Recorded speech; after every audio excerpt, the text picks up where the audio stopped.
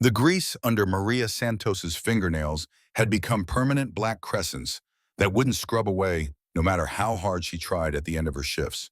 She'd been on her feet for 14 hours straight at Ruby's Highway Diner covering Linda's morning rotation because Linda's kid had the flu, then her own evening shift because rent was due in 3 days and she was $40 short. The fluorescent lights above the counter had started buzzing around hour 10, a sound that burrowed into her skull and made her temples throb with every step she took across the black and white checkered floor. November air bit at her cheeks when she finally pushed through the back door into the alley behind the diner, cold enough that her breath came out in visible clouds, but not cold enough to freeze the puddles collecting in the cracked asphalt. Midnight had come and gone an hour ago. The highway beyond the parking lot hummed with the occasional semi-truck, their headlights cutting through darkness like prison, searchlights sweeping for escapees. Maria dragged the last trash bag toward the dumpster, her shoulders screaming in protest, her lower back sending sharp signals that she'd pushed her body past what it was designed to endure. She heaved the bag toward the dumpster's open mouth, and that's when she saw him. A boy, maybe 16 or 17, crumpled against the brick wall like someone had tossed him there and forgotten to come back. His body was twisted at angles that made Maria's stomach lurch, one arm trapped beneath him in a position that couldn't be natural, his hoodie pulled up over his head despite the cold making it impossible to see his face clearly. For a second, just a second, she thought maybe he was sleeping off, a drunk or high one of the kids who sometimes wandered back here, looking for a place to crash away from the truck stop lights. Then she saw his lips. Blue. Not coal blue, but oxygen-starved blue, the color of suffocation. Maria's heart kicked against her ribs hard enough to hurt. She dropped the trash bag and moved closer. Her sneakers splashing through a puddle she didn't register until ice-cold water soaked through to her socks. "Hey, can you hear me?" No response. Not even a flicker. She knelt beside him, her hand hovering over his shoulder before she forced herself to touch him. His hoodie was damp, not from rain, but from sweat that had soaked through the fabric and then cooled in the November air. Her fingers found his neck, pressing gently against the pulse point she'd learned about in the mandatory first aid training Ruby made all the waitresses sit through. There. Weak, thready, but there. A pulse that felt like it was giving up, like it had been fighting too long and didn't have the strength to keep going. Maria's mind raced through her options with the cold calculation of someone who'd spent 28 years learning that the world didn't stop to help people like her. Call 911. That was the normal response, the civilian response, the thing people were supposed to do when they found dying kids in alleys. But the ambulance would take 20 minutes to get out here, maybe longer if they were coming from County General, and this boy didn't look like he had 20 minutes.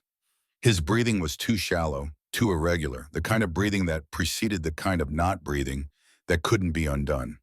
His phone was half visible in his hoodie pocket, the screen cracked like a spider web that had caught something too heavy and broken under the weight. Maria pulled it out carefully, her hands shaking now, adrenaline flooding her system in waves that made her fingers clumsy. The screen was locked, password protected, but the emergency function still worked. She pulled up the emergency contact screen. One entry, just one. Dad, Iron Brotherhood MC. Maria's hand froze. Her thumb hovered over the call button like it had suddenly become radioactive. Iron Brotherhood. She knew that name. Everyone within 50 miles of Route 47 knew that name. The motorcycle club that ran the back roads between Arizona and Nevada, the one with the reputation that made even the truckers nervous, the one her manager Ruby had warned her about during Maria's first week 3 years ago. You see those leather jackets with the iron cross and the skull? You keep your head down, pour their coffee fast, and don't ask questions. They're not like the weekend riders. These are men who've done things. Ruby's voice in Maria's memory had carried the weight of experience, the kind of knowledge that came from surviving 40 years in truck stop America, where violence simmered just below the surface of every transaction. But this was a kid. A kid who might be dying while Maria stood here paralyzed by a name on a phone screen, while she let fear override the most basic human imperative to help someone who couldn't help themselves. She thought about the ambulance, about 20 minutes, about the blue lips and the weak pulse, and the way his chest barely moved with each breath. She pressed call. The phone rang once, twice. On the third ring, a voice answered. Male, deep, rough as gravel, dragged across concrete, suspicious in the way people got when unknown numbers called them after midnight. Who is this? Maria's voice came out smaller than she'd intended, shakier years of foster care and powerlessness leaking through despite her attempts to sound competent. I found a boy. He's unconscious behind Ruby's Highway Diner on Route 47. His phone says you're his dad. Silence. Not empty silence, but the loaded kind, the kind that pressed against Maria's ear through the phone connection and made her acutely aware that she just stepped into something she didn't understand. I don't have a son. The words were flat, absolute, carrying the weight of someone who knew their own life and wasn't interested in being told otherwise by a stranger. The phone says, Dad, Iron Brotherhood MC. I'm looking at it right now. He's really hurt. I think he's been here a while and what's he look like? The question cut through her explanation like a blade through paper. Maria shifted position, trying to see the boy's face more clearly under his hood. Maybe 16, 17. Dark hair. I can't see much else. He's wearing a black hoodie and jeans. He's got defensive wounds on his arms and... Where are you exactly? The voice had changed, still rough, still commanding, but now carrying urgency that made Maria's own pulse quicken in response. Ruby's Highway Diner, Route 47, about 15 miles west of the state line. The alley behind the building. Don't move him. Don't let anyone take him. I'm 10 minutes out. Should I call an ambulance? He's really... 10 minutes. Stay with him. The line went dead. Maria stared at the phone, then at the boy, then back at the phone, like it might provide some explanation for what she'd just agreed to. She'd told a biker she didn't know that she'd found his son, except he'd said he didn't have a son, which meant either the phone was wrong or the biker was lying, or Maria had just inserted herself into a family situation that was none of her business and potentially dangerous. She should call 911 anyway. That was the smart choice, the safe choice, the choice that meant she'd done her duty as a citizen and could wash her hands of whatever happened next. But something about that voice on the phone, about the way it had shifted from denial to urgency in the space of seconds, made her hesitate. If she called an ambulance now, they'd take the boy before the biker arrived. And if the biker really was this kid's father, if there was some explanation for why he didn't know he had a son, then taking the boy away before that explanation could happen felt wrong in ways Maria couldn't articulate, but understood in her gut. She shrugged off her jacket, the thin windbreaker that was all she could afford, and draped it over the boy's chest, trying to keep him warm without moving him too much. Her fingers found his pulse again, counting the beats, telling herself that as long as she could feel them, he was still alive. As long as there was a pulse, there was hope. Your dad's coming. Just hold on. Whether he could hear her or not, she didn't know. But the words felt necessary, like speaking them out loud made them more real, made the promise more binding. Minutes crawled by like hours. A truck rumbled past on the highway, its air brakes hissing as it downshifted for the curve beyond the diner. A dog barked somewhere in the distance, 3 sharp sounds that echoed off the buildings and then disappeared into the desert night. Maria kept her fingers on the boy's pulse, kept counting beats, kept breathing when her body wanted to hold its breath and wait for whatever was coming. Then she heard it, the growl of a motorcycle engine approaching fast, getting louder. Not the polite putt-putt of weekend riders, but the deep, threatening roar of something built for power rather than comfort. A single headlight swung into the alley, bright enough to make Maria squint, harsh enough to throw everything into sharp relief. The trash bags, the puddles, the boy's pale face finally visible as the light hit him directly. The engine cut off. The sudden silence felt louder than the noise had been. Boots hit pavement, heavy and deliberate, and then a man walked into the light. He was exactly what Maria had pictured, and nothing like it simultaneously. Tall, over 6 feet, with shoulders that belonged on someone who'd spent years building physical strength through work rather than gyms. His leather jacket had seen decades of wear patches and insignia, covering every inch, the Iron Brotherhood logo prominent on the back, a skull with crossed wrenches rendered in silver thread that caught the headlight. Salt and pepper beard covered half his face, neatly trimmed despite the late hour. A scar ran from his left eyebrow down to his cheekbone, the kind that came from stitches done poorly or not at all. But his eyes, those were what made Maria's breath catch. Cold and gray as winter steel when they first landed on her, assessing threat level and motivation in a single sweep. Then they dropped to the boy on the ground, and something happened to that face, something Maria had never seen on someone so physically imposing. The hardness cracked. Fear bled through raw and immediate and undeniable. Connor.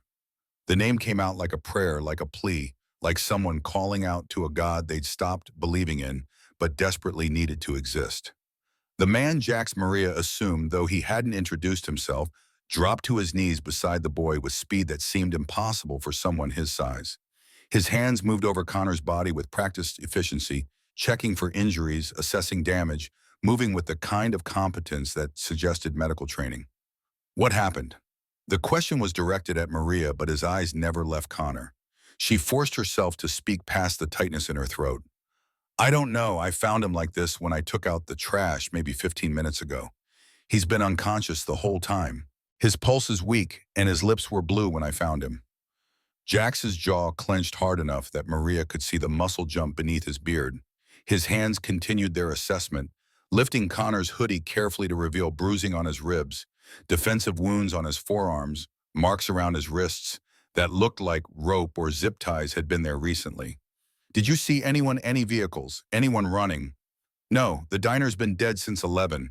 I was the only one still here. I didn't see anything until I found him.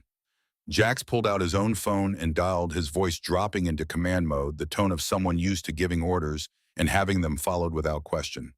Hawk, Ruby's Diner on 47. I need you to run traffic cameras at the bus depot, the truck stop on Miller, and the warehouse district between here and the state line. Everything from the last 6 hours. A pause while someone on the other end responded. Because my son is lying in an alley half dead and someone's going to answer for it.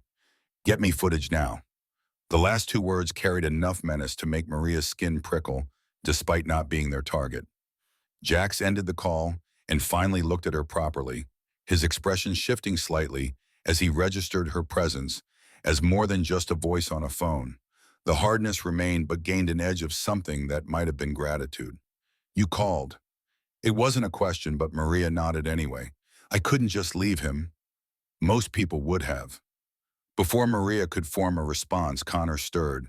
His eyes fluttered open, unfocused, dark brown, and filled with confusion and terror that hit Maria like a physical blow. They fixed on Jax with desperate recognition. Dad! The word came out slurred, uncertain, like he was testing whether reality matched what his eyes were showing him. Jax's expression cracked completely for just a second, naked emotion flooding his face before he could rebuild the walls. I'm here, you're safe now. Connor's breath hitched, words forming with visible effort. They found me at the bus depot. 3 men. They asked if I was Ryder's kid. When I said yes, his eyes rolled back and he went limp again, consciousness retreating before he could finish the sentence. Jax caught him before his head could hit the pavement, cradling him. With the kind of careful desperation that fathers used with newborns, they were terrified of breaking. Maria's voice came out urgent, cutting through whatever thoughts were consuming Jax. We need to get him to a hospital. County General is 20 minutes east. I know what he needs. Jax stood lifting Connor like he weighed nothing, holding him against his chest with both arms supporting him. He turned to Maria, his gray eyes pinning her in place. You're coming with me. What? No, you're the only witness. You found him. You called me, and if someone's watching this alley, they already know you helped. You're in this now, whether you like it or not. Maria looked at the boy's pale face, at the desperation in Jax's eyes, at her jacket still draped over Connor's chest. She thought about her apartment with the leaking faucet and the broken heater, about the $40 she was short on rent, about the double shift she had tomorrow that she couldn't afford to miss. She thought about all the smart reasons to walk away from this, to let the biker and his mystery son handle their own problems, to go back to being invisible Maria, who poured coffee and kept her head down and survived by never getting involved in other people's catastrophes. But she'd made the call. She'd chosen to help instead of walking away. And something about Connor's blue lips and Jax's cracking voice told her that walking away now would be the kind of decision she'd carry for the rest of her life. Okay, let's go. County General's emergency room smelled like industrial disinfectant, trying and failing to mask the underlying odors of blood and fear and human suffering. Maria sat in a plastic chair that squeaked with every movement, watching Jax pace like a caged animal in front of the intake desk. He'd carried Connor through the automatic doors 23 minutes ago, and nurses had immediately whisked the boy away on a gurney, leaving them both in the fluorescent-lit waiting area, with nothing to do except exist in the space between crisis and resolution. The night shift staff had taken one look at Jax's leather jacket, and their expressions had shifted from professional concern to wary suspicion. Maria had seen it happen 100 times in her years. Waiting tables the way people's faces changed when they decided you were trouble, when they made calculations about risk, and decided you fell on the wrong side of acceptable.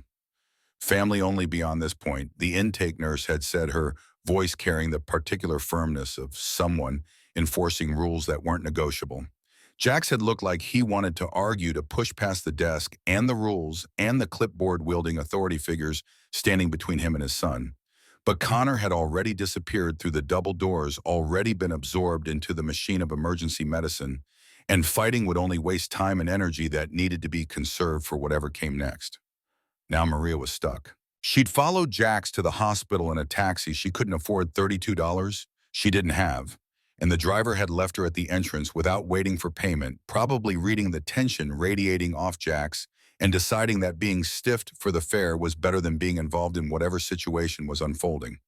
She had $3.47 in her pocket, no car, no way home, and the growing certainty that she'd made a catastrophically poor decision. A doctor emerged from the double doors, blue scrubs and tired eyes, in the particular posture of someone who'd been on shift too long and seen too much tragedy to believe in happy endings anymore.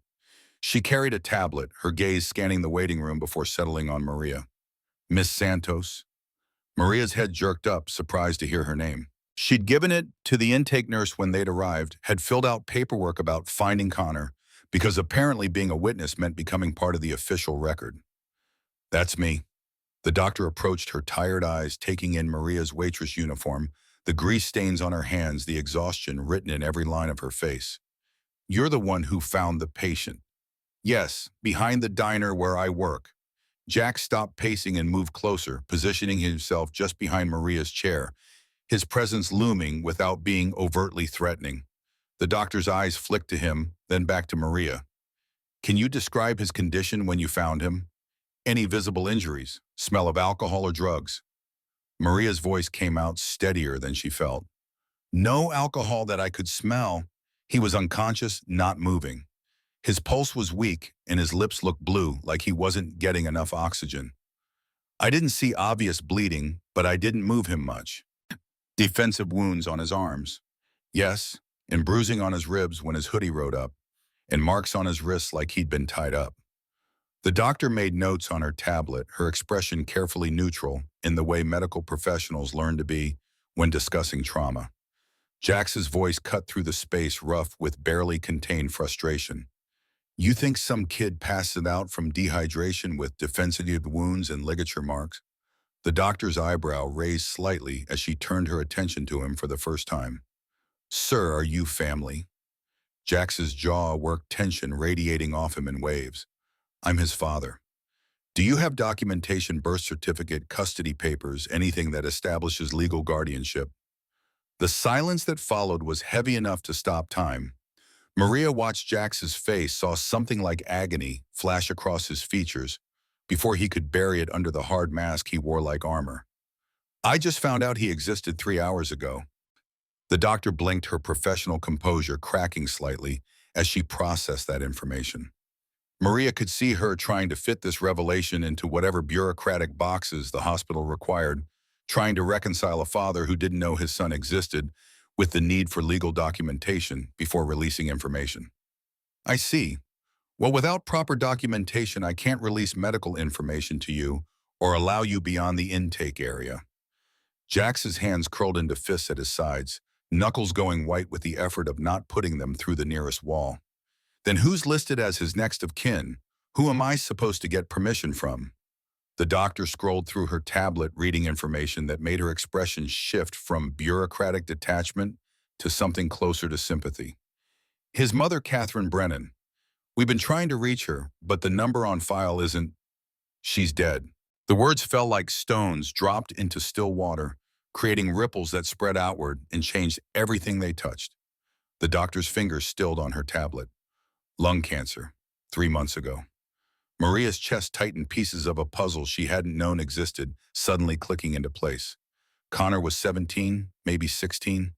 His mother had died 3 months ago. His father hadn't known he existed until tonight. That meant 17 years of secrets, 17 years of a woman raising a son alone, 17 years of a pound growing up without a father who apparently didn't even know he needed to be found. The doctor's voice softened the professional armor, giving way to human compassion. I'm very sorry for your loss, but I still need to verify the relationship before I can release information or grant access. A new voice joined them, making everyone turn. A police officer approached his uniform crisp despite the midnight hour, his badge catching the fluorescent light. He was Asian, maybe 40, with the particular wariness that came from years of not knowing what each call would bring. Officer Chen, I got a dispatch about a minor brought in with suspicious injuries. His eyes landed on Jax, and something like recognition flickered across his face. Jax Ryder. We met about 4 years back, after that incident on Highway 9. Jax's expression darkened, old memories surfacing. The one where I testified. Chen nodded slowly, his gaze moving between Jax and the doctor. Name on the intake form says Connor Brennan. You related to Kate Brennan, used to work at the clinic downtown. Jax's voice had lost some of its edge, replaced by something raw. You knew her. Good woman. Helped my mother when she had pneumonia, didn't charge her when she couldn't pay. Heard she passed recently. I'm sorry. Chen pulled out a small notebook, flipping through pages. Kate had a sister in Oregon, I think.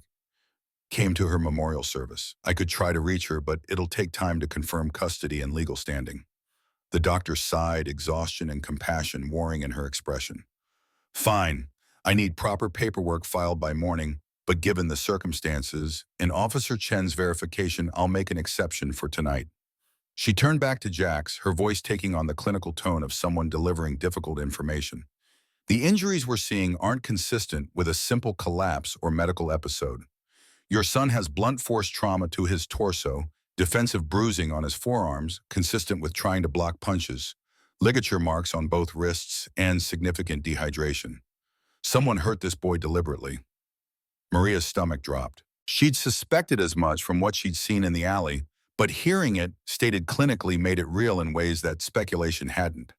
Jax's face had gone pale beneath his beard, his eyes burning with fury so intense Maria could feel the heat of it from 3 feet away. Where is he? Room 347. But Mr. Ryder, you need to understand. Jax was already moving toward the double doors, his entire body coiled with the need to see his son to confirm Connor was alive and being helped. Officer Chen held up a hand, stepping into his path. Let him see his son. I'll supervise. Document everything for the report. The doctor looked like she wanted to argue hospital protocols and liability concerns written all over her face, but finally nodded. 10 minutes. Then I need you back out here for a full statement. Jax disappeared through the double doors with Chen following close behind. Maria stood there in the waiting room alone, suddenly surrounded by the ambient sounds of the ER, beeping monitors, hushed conversations, someone crying quietly in one of the examination rooms. She should leave now while she had the chance. Call another taxi she couldn't pay for. Go home to her broken apartment. Pretend tonight had been a nightmare she'd wake up from when her alarm went off in 5 hours for her morning shift. But she couldn't make her feet move toward the exit. Couldn't shake the image of Connor's blue lips, of Jax's expression when he'd said Connor's name like a prayer. She thought about her own childhood, about all the times she'd needed someone and gotten no one, about caseworkers who'd rotated through her file without ever really seeing her. She thought about what it meant to be alone when you desperately needed not to be. So she sat back down in the squeaky plastic chair and waited. 47 minutes later, Jax emerged from the double doors. His face was carved from granite, but his eyes blazed with something Maria recognized from her own childhood in foster care. The fury of someone who'd failed to protect what mattered most and was just beginning to understand the magnitude of that failure. He walked straight to where Maria sat and stopped, his massive presence filling the space between them. He woke up, just for a minute. His voice was rough, scraped raw by emotion he wasn't trying to hide anymore. He said 3 men grabbed him at the bus depot yesterday morning, asked if he was Ryder's kid. When he said yes, they beat him, tied him up, kept him somewhere for over 12 hours. Then they dumped him in that alley. Maria's blood ran cold, pieces of the story arranging themselves into a picture she didn't want to see, but couldn't avoid. Why would they do that? Because someone wants to send me a message. Jax's hand shook, not with fear, but with barely contained rage that vibrated through his entire frame. And they used my son to deliver it. Maria stood slowly, her own exhaustion forgotten in the face of whatever nightmare she'd stumbled into. She should leave. Every survival instinct developed over 28 years of learning that other people's problems became your problems. If you weren't careful, screamed at her to walk away. I'm sorry, but I really need to go. I have work in the morning and... How long have you known him? The question cut through her attempt at exit, making her pause. Jax's eyes bored into hers with an intensity that demanded truth. What? Connor, how long have you known my son? Maria's own anger rose to meet his defensive walls going up automatically. 30 minutes before I called you. I'm a waitress who found a dying kid in an alley. That's it. I don't know him, I don't know you, and I really need to go home now. Something in Jax's expression shifted hardness, giving way to something that might have been understanding, or regret, or both. You're right, I'm sorry. He reached into his leather jacket and pulled out a worn wallet, extracting several bills without counting them. 20s, at least 10 of them, probably more. For the taxi, and for calling, and for staying when you could have walked away. Maria stared at the money, easily $200, maybe more. It was rent and groceries, and maybe enough left over to fix her heater before winter really set in. It was the difference between survival and actually living for the next month. It was also charity pity money from a biker who felt guilty that she'd gotten dragged into his mess. Keep it. Just take care of your son. She turned toward the exit, her legs trembling with exhaustion and adrenaline crash, desperate for fresh air and distance and the illusion of normalcy.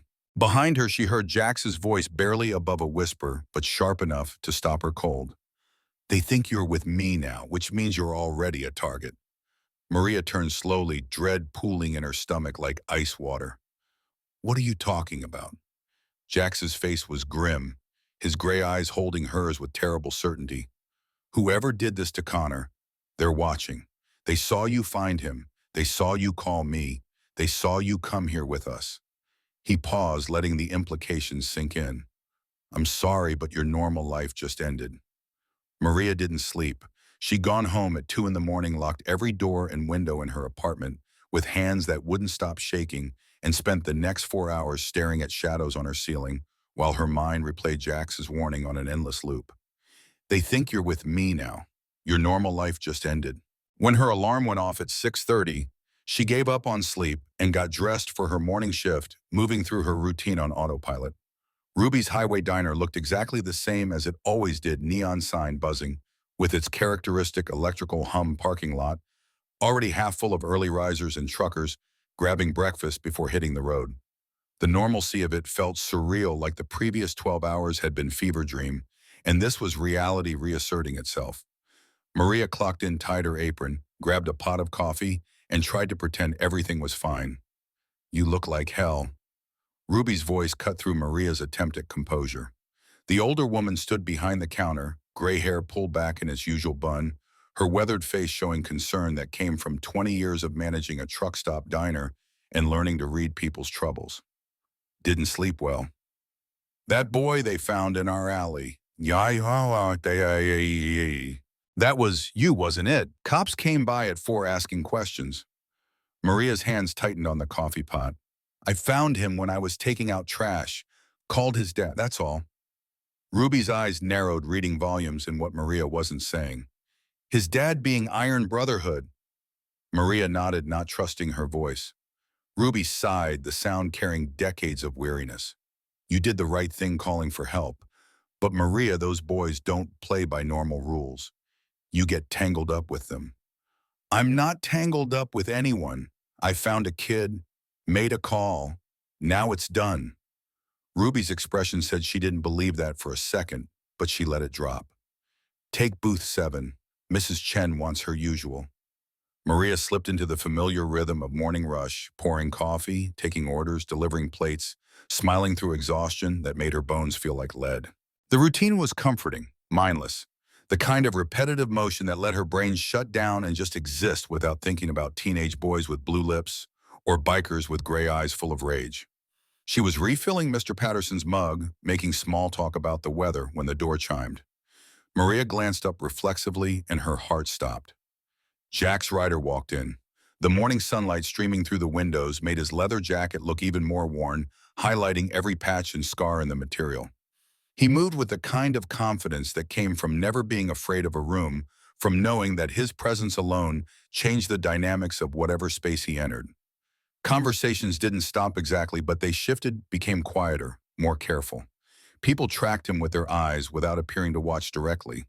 He crossed to an empty booth in Maria's section and sat down, his movements deliberate and unhurried. Maria's hands went cold around the coffee pot. Ruby was watching from behind the counter, her face tight with concern.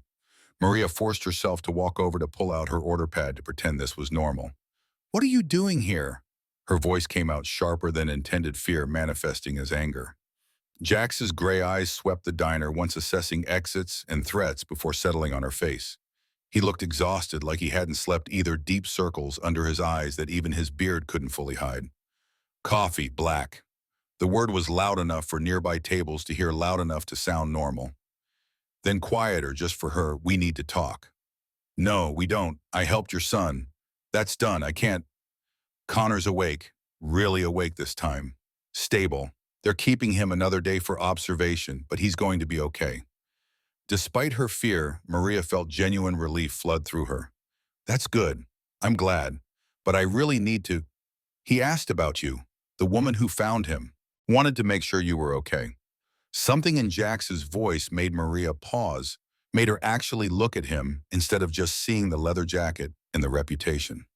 She saw exhaustion that matched her own, saw worry etched into every line of his face, saw a man who just discovered he had a son and nearly lost him in the same night. She poured his coffee, the mundane action giving her hands something to do. "I'm fine. Tell him I'm fine." Jax wrapped both hands around the mug, his knuckles scarred in ways that told stories Maria didn't want to know. "I need to tell you what's happening. Why Connor was targeted. Why you're in danger now.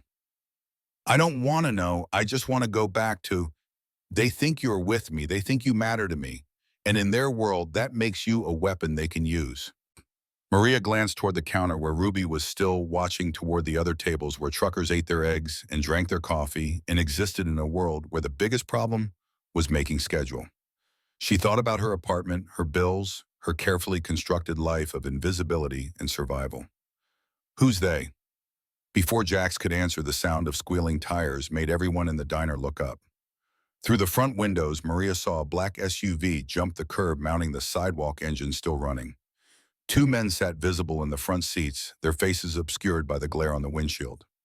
Jax moved before anyone else processed what was happening. He lunged across the table, his hand grabbing Maria's arm, pulling her down toward the floor with force that would leave bruises but might save her life. The brick came through the front window half a second later. Glass exploded inward, showering the breakfast crowd with glittering fragments that caught the morning light like deadly confetti. Screams erupted, people diving under tables. Mrs. Chen's coffee cup shattering against the tile floor. Ruby was already reaching for the phone under the counter, her movements automatic from years of handling truck stop emergencies. The bricks skidded across the floor, spinning in lazy circles before coming to rest 3 feet from where Maria crouched beside Jax. Spray painted across it in red letters that dripped like blood, "Brotherhood dies." The SUV's tires screamed as it peeled away, disappearing down Route 47 before anyone could get a license plate. Jax was on his feet instantly, his hand moving to his back, reaching for something Maria suspected was a weapon before he caught himself, remembered where he was, what restraint required. Instead, he pulled out his phone and photographed the brick from multiple angles before anyone could touch it or move it. Maria's ears rang from the explosion of glass. Tiny cuts stung her cheeks where fragments had grazed her. Around them, people were standing slowly, checking themselves and each other for injuries, their morning routines shattered as thoroughly as the window. Ruby appeared from behind the counter, her face pale but composed. "Everyone okay? Anyone need an ambulance?" A chorus of shaken, "I'm fine" responses echoed through the diner. Ruby's eyes landed on Jax, then Maria, and her expression hardened into something that looked like betrayal. "My office, now." 5 minutes later, Maria stood in Ruby's cramped back office while her boss called the police. Jax waited outside the door. Ruby had made that very clear, her voice carrying the weight of someone who'd run this diner for 23 years and wouldn't be told what to do in her own establishment. Ruby hung up and turned to face Maria, her lined face showing the particular weariness of someone who'd seen too much and was tired of seeing more. "You want to tell me why bikers are throwing bricks through my window?" Maria's voice shook despite her attempt at steadiness. "I found a kid in the alley last night. I called his dad. That's him out there.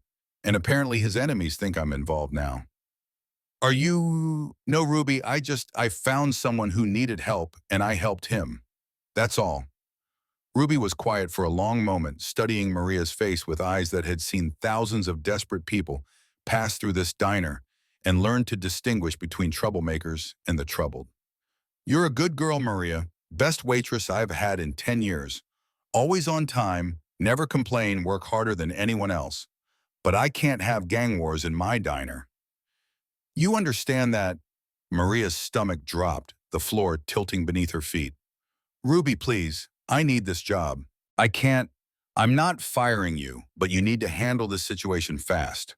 Whatever you're mixed up in, you get yourself out of it before someone gets killed." Ruby's expression softened, slightly sympathy breaking through the pragmatism.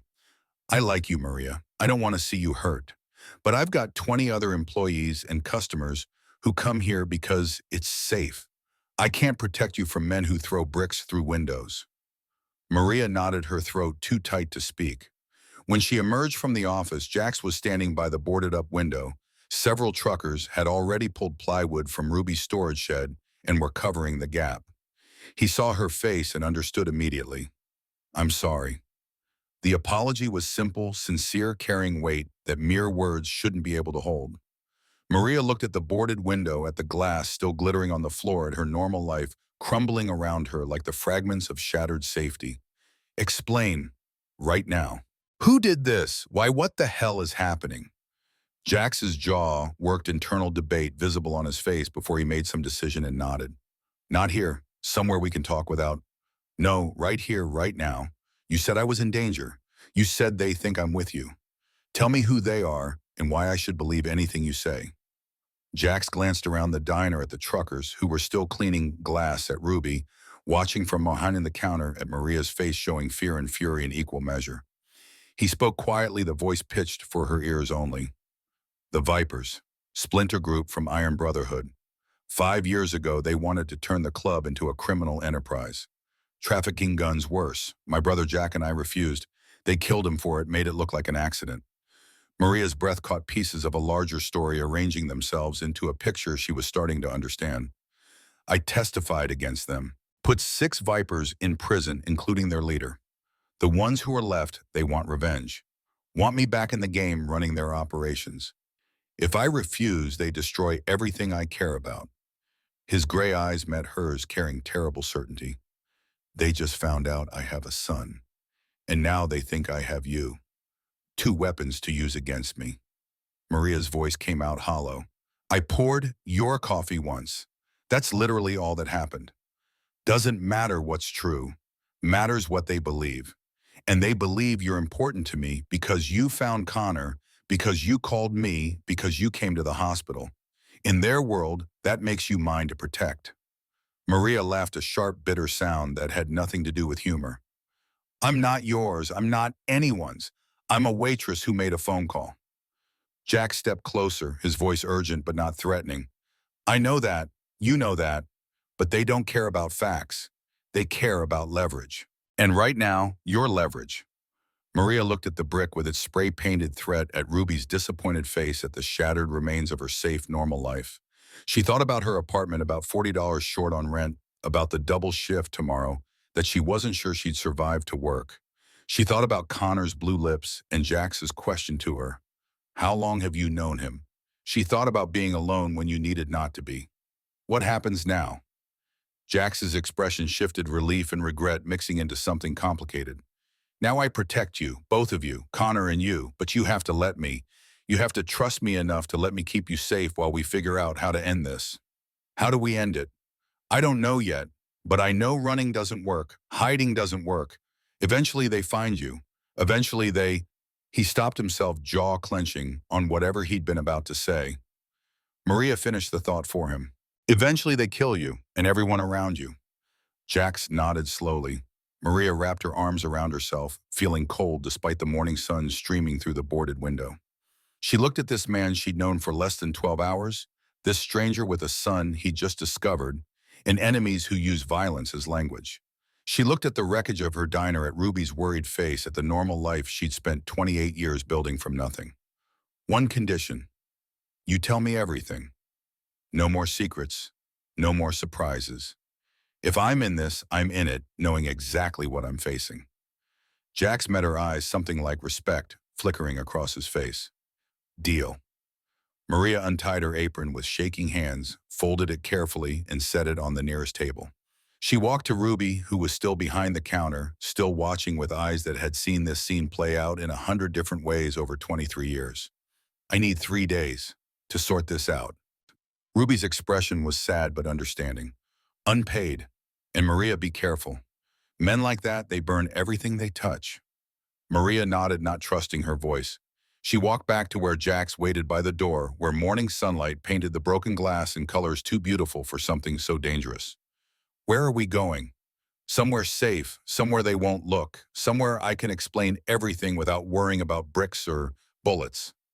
Maria took one last look at the diner that had been her sanctuary for 3 years, at the routine that had kept her alive and invisible and safe. She thought about the phone call she'd made 12 hours ago, about the choice that had seemed so simple in a dark alley with a dying boy. Okay, let's go. They walked out together into November sunlight that felt like judgment, Maria's decision made and irreversible. Behind them, Ruby watched through the boarded window, and in the parking lot, a black SUV that had been waiting 3 blocks away pulled out and began following at a careful distance. The Vipers knew where Maria worked. Now they knew she'd left with Jax. The message had been received. The response had been noted. And somewhere in the desert between Arizona and Nevada, men were making plans for what came next, for how to use a waitress and a teenage boy to destroy the man who'd destroyed them first. Maria Santos had made a phone call. Now she was at war. The Starlight Motel squatted on the edge of nowhere 20 miles past the last gas station, its neon sign flickering with 2 dead letters that made it read Sanerlight. Jax's motorcycle growled to a stop in front of room 14, and Maria climbed off the back seat with legs that didn't quite remember how to hold her weight. The ride had taken 40 minutes. Her arms wrapped around a man she barely knew. Her face pressed against leather that smelled like gasoline and old smoke, the desert wind stripping away her certainty with every mile they traveled from civilization. Hawk's pickup truck pulled in beside them, the bed loaded with supplies Maria couldn't identify in the morning glare. The man who emerged looked like time itself had carved him from weathered stone, 62 years etched into every line of his face, silver hair pulled back in a ponytail that reached his shoulders, eyes the color of faded denim that had seen too much and forgotten nothing. He moved with the careful precision of someone whose body had absorbed decades of punishment and learned to compensate. This is safe. Maria's voice sounded too loud in the desert silence, her question hanging in air so dry it hurt to breathe. Hawk's gaze swept the parking lot, the highway, the scrub brush, stretching toward mountains that looked painted onto the horizon. Safe as anywhere gets right now. Owner owes me 3 favors. This is 2 of them. Jax unlocked the motel room door, revealing space that managed to be both generic and depressing. 2 double beds with comforters showing stains that predated Maria's birthwood paneling from the 70s carpet that had given up trying to remember what color it used to be. But the door had a deadbolt and a chain. The windows had curtains thick enough to block light, and the bathroom had running water that came out rust-colored for the first 30 seconds before clearing. Maria sat on the bed closest to the door because it felt like maintaining some illusion of escape. Jack stood by the window, one hand holding the curtain open, just enough to watch the parking lot. Hawk settled into the chair by the table, pulling a gun from his waistband and setting it within easy reach with movements so casual they were clearly automatic. Start talking. You promised me everything. Maria's words came out harder than intended, fear manifesting as aggression, again the only defense mechanism she'd ever mastered. Jax let the curtain fall and turned to face her, his expression carrying weight that made him look older than 48. Iron Brotherhood started as therapy, group of Marines coming back from Afghanistan, dealing with what we'd seen, what we'd done. My brother Jack organized it. Just guys with bikes trying to find purpose after service, trying to be something other than broken. His voice carried the particular flatness of someone reciting facts to avoid feeling them. Jack believed in the club being positive. Community outreach, veteran support fundraisers for families who lost soldiers. We wore the leather, rode the bikes, looked tough enough that people left us alone, but the core was good, noble even. Hawk picked up the thread, his weathered voice adding texture. Worked for 5 years. Then we started getting younger members. Kids who wanted the brotherhood without having earned it through service. Diego Reyes, his brother Carlos, Finn O'Brien, couple others. They saw the club as cover for business opportunities. The way Hawk said business opportunities made it clear what kind of business he meant. Maria's stomach tightened, pieces of the story arranging themselves into a picture she'd suspected but hadn't wanted to confirm. Jack refused, said we'd built something that mattered, something that helped people instead of hurting them. Diego and Carlos pushed back, said we were wasting potential. Said the connections we had through military networks could move product across state lines without anyone looking twice. Jax's hands curled into fists, knuckles going white. They killed him, made it look like brake failure on Highway 9. Jack's bike went off a cliff during a night ride, burned on impact. Sheriff ruled it accidental. Maria watched his face, saw grief that had turned to stone, but never stopped existing underneath. You didn't believe it. Jack maintained his bike like some men maintain their marriages, obsessively, perfectly checking every bolt and cable twice. His brakes didn't fail. Someone cut the line just enough that pressure would finish the job. Hawk's weathered face showed agreement. I testified with him. We both went to the FBI with what we knew. Took 9 months to build the case. They raided the clubhouse, arrested 6 Vipers, including Carlos. Evidence was solid: trafficking, conspiracy, weapons charges, enough to put them away for 15 to 20. But Diego wasn't caught. The statement came from Maria, understanding dawning with cold certainty. Jax nodded slowly. He'd been smart. Let Carlos be the public face while Diego stayed clean. Managed logistics, never touched product directly. FBI couldn't make charges stick. He walked while his brother went to prison. And now he wants revenge. More than revenge. He wants me. My reputation, my contacts, my experience. With me running operations, Diego thinks he can build an empire. Without me, he's just another small-time operator trying to play big. Maria stood pacing the narrow space between beds, her mind racing through implications. So beating Connor was a message. The brick through the diner window was escalation. What comes next? Neither man answered immediately, which was answer enough. Maria's voice rose, frustration bleeding through exhaustion. What comes next? Jax's gray eyes met hers with terrible honesty. They take someone. Connor, you, anyone I care about. They hurt them until I agree to join, or they kill them to prove they're serious. Then we go to the police. FBI, someone. Hawk's laugh was bitter, devoid of humor. Diego's got Sheriff Marcus Kane on payroll. Half the local cops look the other way. FBI would need months to build a new case, and we don't have months. Maria's phone buzzed in her pocket, making everyone tense. She pulled it out, stared at the screen, her face going pale. It's the hospital. Connor's asking for me. County General looked different in daylight, less desperate, more bureaucratic. The emergency room chaos replaced by scheduled procedures and visiting hours. Maria walked through corridors that smelled like antiseptic and artificial air, freshening Jax beside her, Hawk, trailing at a distance that suggested security rather than companionship. They'd argued about this for 20 minutes at the motel, Jax insisting it was too dangerous, Maria countering that if Connor was asking for her, she owed him the decency of showing up. Connor Brennan occupied a private room on the 3rd floor, the kind hospitals reserved for patients who needed monitoring but weren't critical. He looked impossibly young, propped against pillows, dark hair sticking up in directions that suggested restless sleep, bruises on his face, turning from purple to yellow-green in the natural healing progression. His eyes, the same dark brown Maria remembered from the alley, tracked them as they entered, sharp, with intelligence that seemed too old for 17. You came. Relief colored his voice, making Maria's chest tighten with emotions she couldn't name. She moved to the chair beside his bed, hyper-aware of Jack standing by the door, the distance between father and son that was both physical and metaphorical. Of course. How are you feeling? Like I got beat up and left to die in an alley. The dark humor landed flat Connor's attempt at levity cracking around the edges. His eyes moved past Maria to Jack's expression, shifting into something harder. So you're really him, my dad. The word carried weight that Jax visibly felt his shoulders tensing like he'd taken a physical blow. He approached the bed, slowly, movements careful as someone navigating a minefield. Connor, Mom died 3 months ago, lung cancer, stage 4 by the time they caught it. She was gone in 6 weeks. Connor's voice had gone flat, reciting facts as defense against feeling them.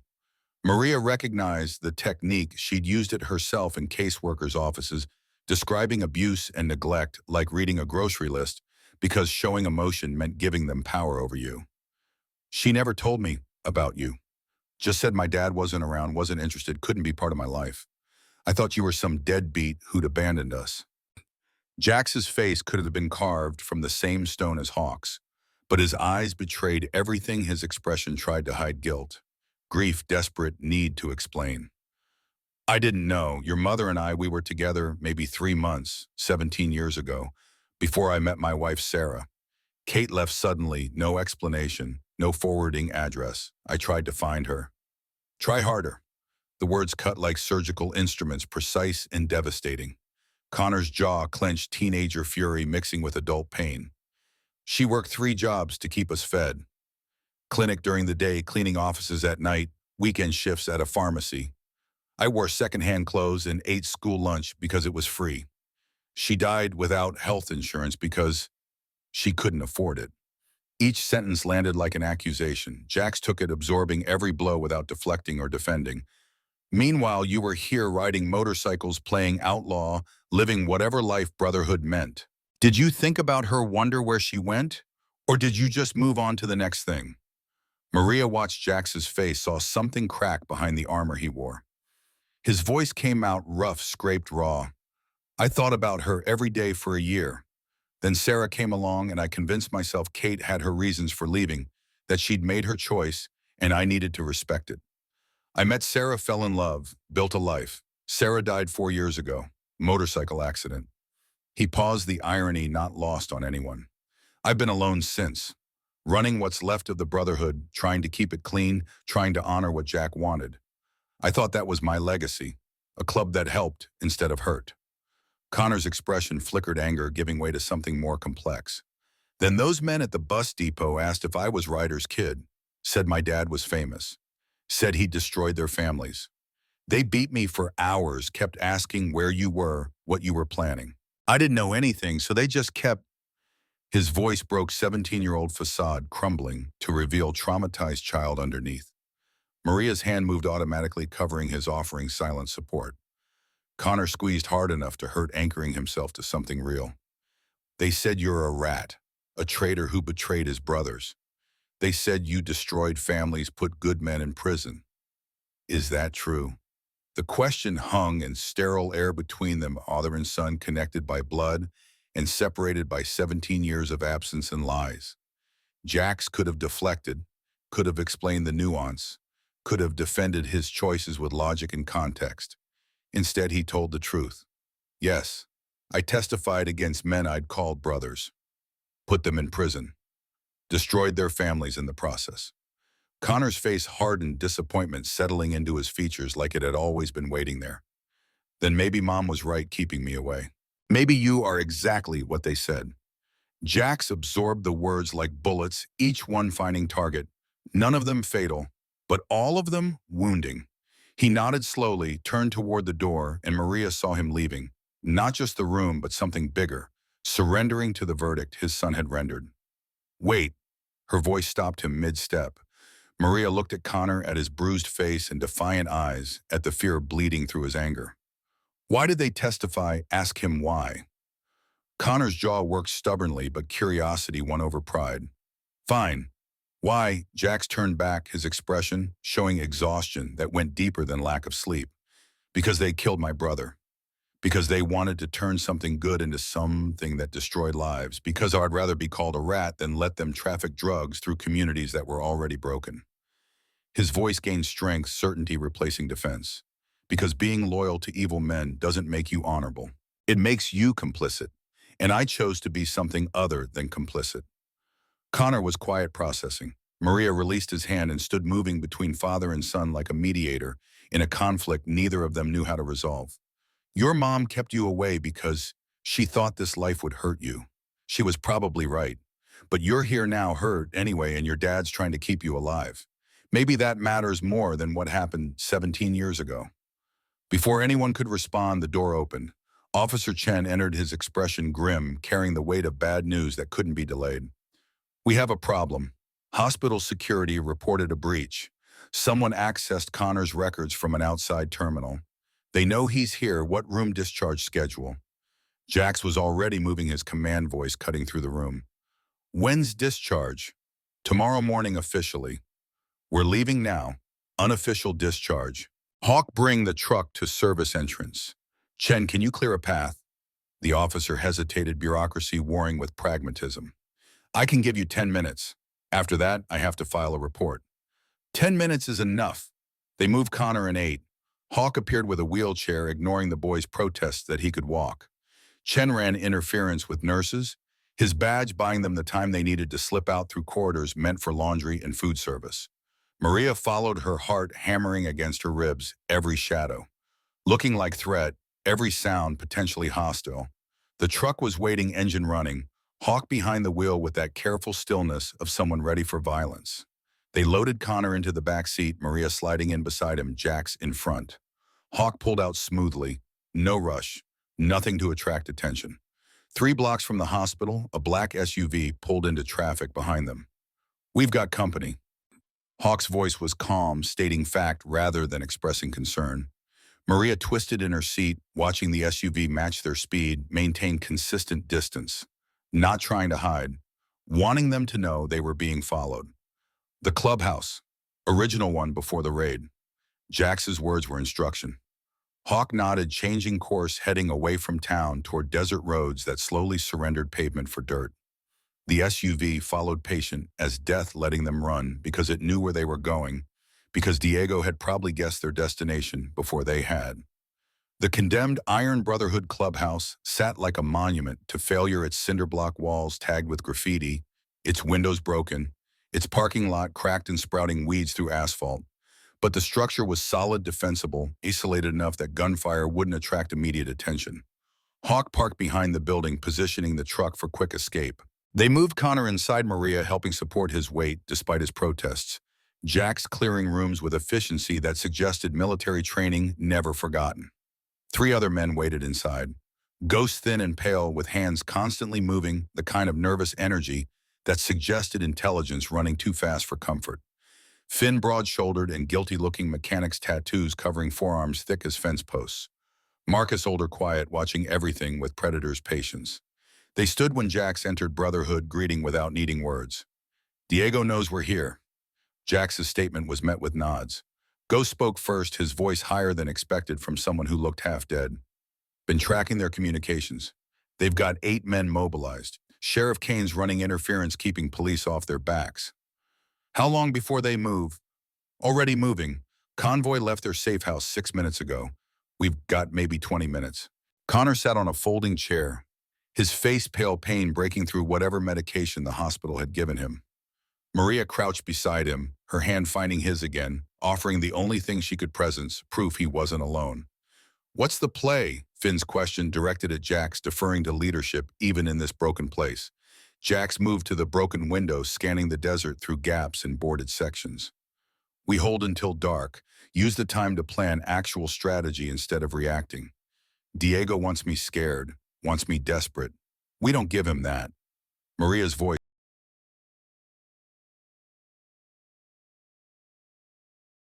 cut through their planning. What does he actually want? What's the end game? Every man turned to look at her, this waitress who'd stumbled into their world, this outsider, asking questions they'd avoided. Jax's expression showed something like respect. He wants me running his trafficking operation, wants my military contacts, my reputation, my experience. With me, he's legitimate in ways that matter to buyers and distributors. Without me, he's just another thug trying to break into markets that don't want him. So give him what he wants. The suggestion made everyone freeze. Connor's head snapped toward her betrayal, flashing across his bruised face. Maria met his eyes, then Jax's, her voice steady despite their reactions. Not really, but make him think you will.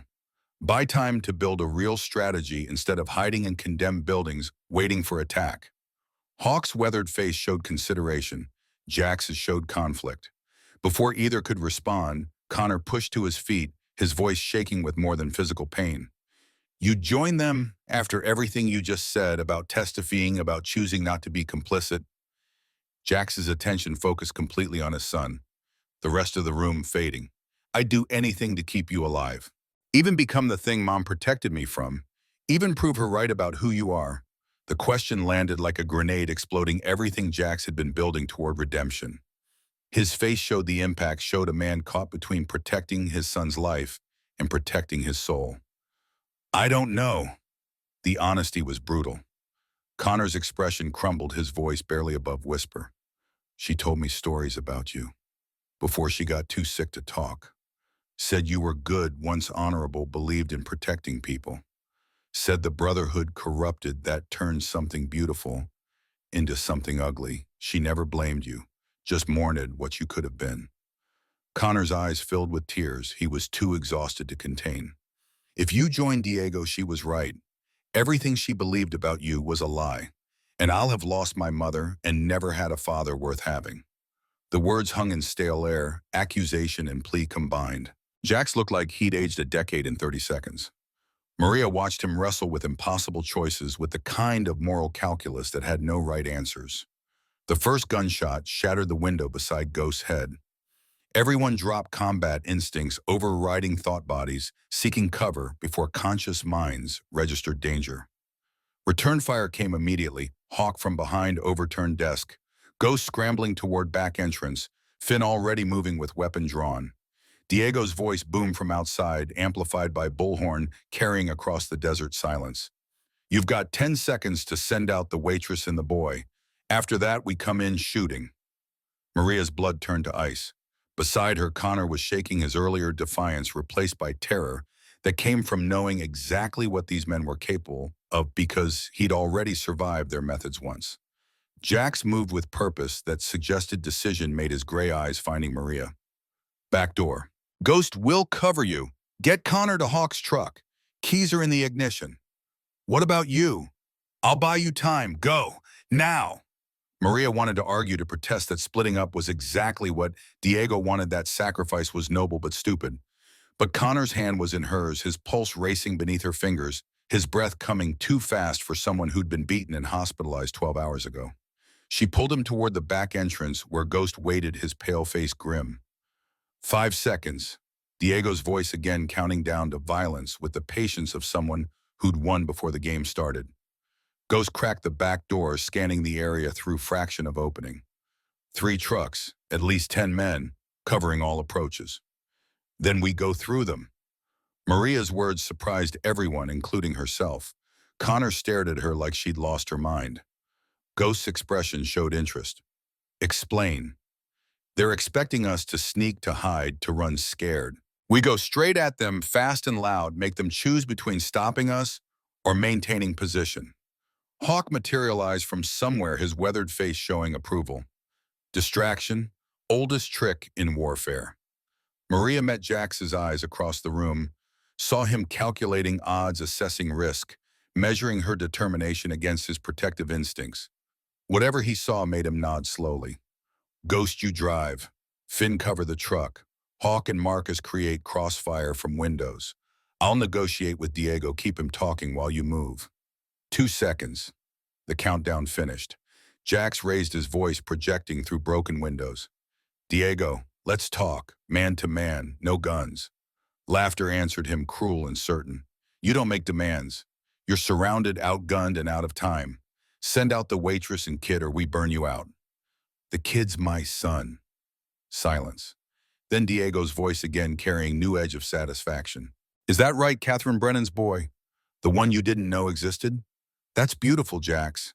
That's poetry. You testified against family. Now family gets to pay the price.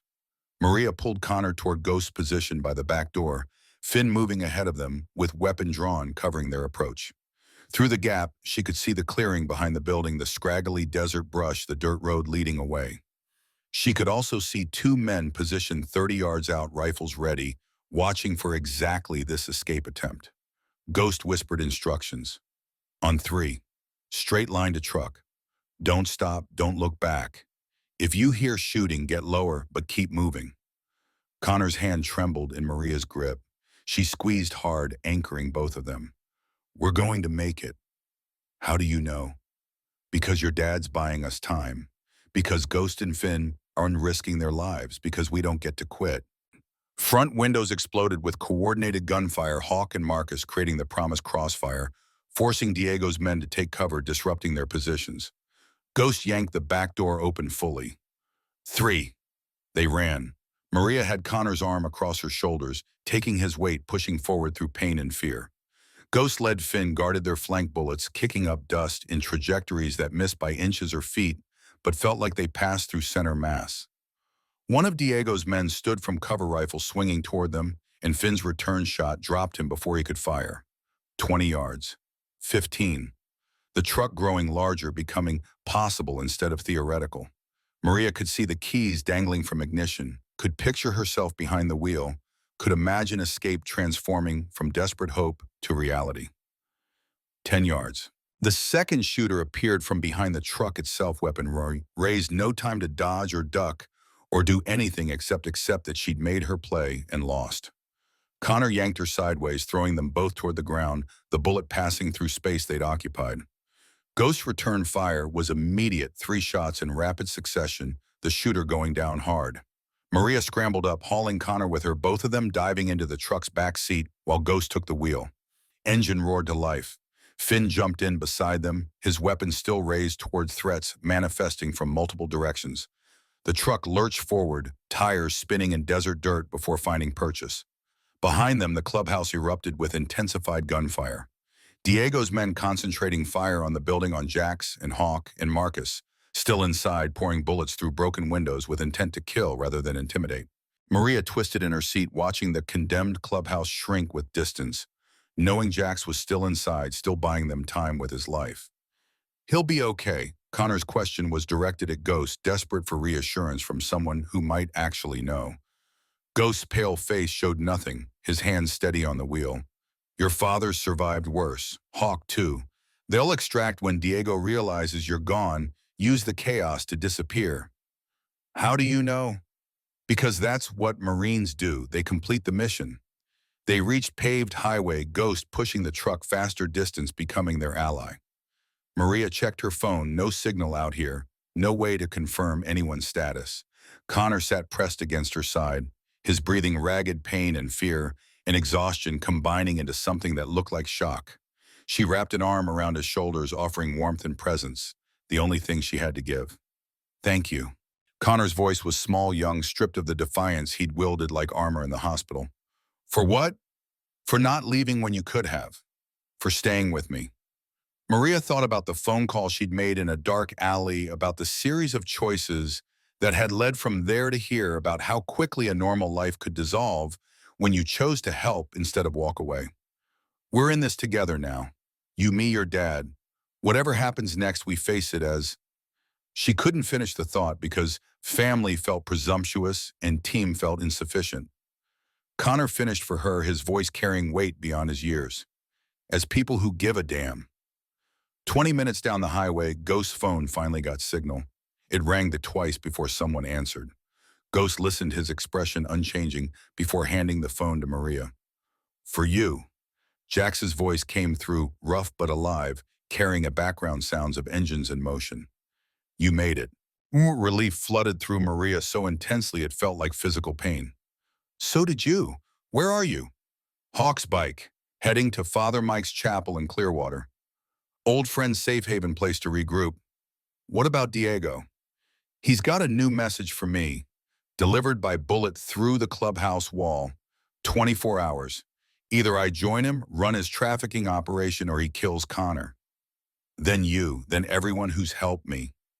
Maria's hand tightened on the phone, Connor listening to half the conversation and understanding all of it. What are you going to do? The pause before Jax answered carried weight of mountains of impossible choices of father who just discovered his son and father willing to destroy himself to keep that son alive.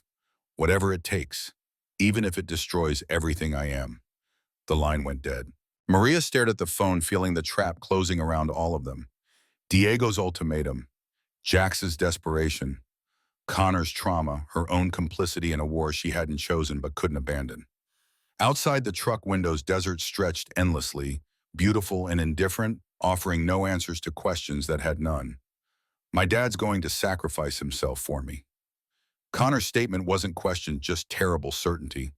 Maria looked at this 17-year-old boy who'd lost his mother 3 months ago, learned about his father yesterday, survived torture and betrayal and violence that would mark him forever. She thought about what he'd said in the hospital about Jax proving his mother right or wrong, about legacy being defined by choices made under pressure. Maybe, or maybe we find another way. What other way? Diego's got us trapped. Join him and betray everything, or refuse and watch everyone die. There's always another way. We just have to be smart enough to find it. Connor's expression showed skepticism born from experience, from watching his mother die because they couldn't afford treatment, from learning that the world didn't care about fairness or justice or right. But underneath the skepticism, Maria saw something else, desperate hope that maybe, just maybe, she was right. Ghost drove in silence, following highway toward Clearwater, toward Father Mike's chapel, toward whatever came next. Behind them, Diego's men regrouped and planned. Ahead, Jax rode with Huck, wrestling with choices that all led to destruction of different kinds. And in the truck, Maria held Connor's hand and wondered what the hell they were doing, how waitresses and teenage boys and broken bikers were supposed to fight criminal organizations with resources and ruthlessness and no regard for collateral damage. But she'd made the phone call. She'd chosen to help. And Maria Santos had learned in 28 years of surviving that the only way through hell was straight ahead, one step at a time, holding tight to whatever mattered and refusing to let go, even when letting go would be so much easier. So she held Connor's hand and didn't let go, even when her fingers went numb and her arm ached and the desert stretched endlessly in all directions, without offering hope or salvation or anything except the next mile and the one after that. Father Mike's chapel in Clearwater existed in the space between sanctuary and ruin, its adobe walls cracked from decades of desert sun, its wooden cross tilted 3 degrees off true vertical, like the whole building was slowly surrendering to gravity. The priest who emerged to greet them looked nothing like the cassocked figures Maria remembered from mandatory foster care church visits. Father Mike wore jeans and a flannel shirt, his gray beard nearly as wild as Hawk's ponytail arms, sleeved in fading tattoos that told stories of a life before salvation. Jax Ryder, been a while. The two men embraced with the familiarity of soldiers who'd survived the same war, Father Mike's weathered hands gripping Jax's shoulders hard enough to leave marks. His eyes moved past to Connor, then Maria, assessment happening in seconds. This is the boy, and the woman who started it all. Maria bristled at the phrasing, at being reduced to catalyst rather than participant, but Father Mike's smile carried warmth that diffused her defensiveness. Maria Santos, your Uncle Ramon sends his regards. The floor tilted beneath Maria's feet. She hadn't seen Ramon in 14 years, not since he'd left Arizona for missionary work in Central America, hadn't even known Father Mike and her distant uncle were connected. Ramon's your cousin. We rode together before I found God, and he found purpose elsewhere. Small world, smaller when you live on the margins. The chapel's interior smelled like incense and old wood prayer candles flickering in alcoves despite the afternoon light streaming through stained glass windows, depicting saints Maria couldn't name. Father Mike led them to a back room that served as office and living quarters space, dominated by a desk covered in papers and a cot that looked older than Maria. FBI's coming, Agent Sarah Chen. She's been building a case against Diego for 18 months, needs one piece to make it stick, recorded. Admission of recruitment for trafficking operations. Jack stood by the window, his body language radiating tension that hadn't dissipated since they'd fled the clubhouse. Connor sat in the room's single chair, his bruised face showing exhaustion that medicine couldn't touch. Maria leaned against the wall, hyper-aware that she was the only person in this room without history connecting them to everyone else. A wire? You want me to wear a wire? Father Mike nodded, pulling a laptop from his desk and opening files that showed surveillance photos, recorded conversations. Evidence of an investigation far more comprehensive than Maria had imagined possible. Chen's been working this since Diego walked on the original charges. She's got financial records, witness statements, intercepted communications. Everything except Diego explicitly recruiting someone for trafficking. That's the RICO predicate she needs. Hawk materialized from somewhere, his presence so quiet Maria hadn't noticed him arrive. He studied the laptop screen, his faded denim eyes scanning data with practiced efficiency. Risk assessment. High. Diego's paranoid runs counter-surveillance sweeps for wires. If he finds it, Jax dies. Probably Connor and Maria too sent a message about what happens to rats. Connor flinched at the word, at the reminder that his father's reputation was built on exactly this, betraying brothers for law enforcement, choosing justice over loyalty. Jax noticed his gray eyes finding his son's, holding contact until Connor looked away first. Tonight, Chen's mobilizing teams in 3 states, one shot to get this right. The door opened without knocking. A woman entered carrying authority like a weapon, Asian, maybe 40, wearing tactical pants and a windbreaker that failed to completely conceal her sidearm. FBI credentials hung from her neck on a lanyard, Agent Sarah Chen printed in block letters below her photo. Her eyes swept the room with law enforcement's particular wariness, cataloging faces and threat levels before settling on Jax. "Mr. Ryder, we finally meet officially." Her voice carried Texas drawl softened by years of federal training. She pulled a small device from her pocket, no larger than a button, holding it up for everyone to see. "Latest generation, transmits to relay van within half-mile radius. Battery life 4 hours. Adhesive backing attaches to skin under clothing. Waterproof, impact resistant, designed to survive pat-downs." She set the wire on Father Mike's desk like a communion wafer, this tiny piece of technology that would either save them or kill them. "Diego will sweep you. He's smart, thorough, trusts no one. The wire needs to be placed where casual pat-downs won't find it, but where it'll still pick up conversation clearly." Jax's jaw worked, internal calculation visible on his face. Placement suggestions.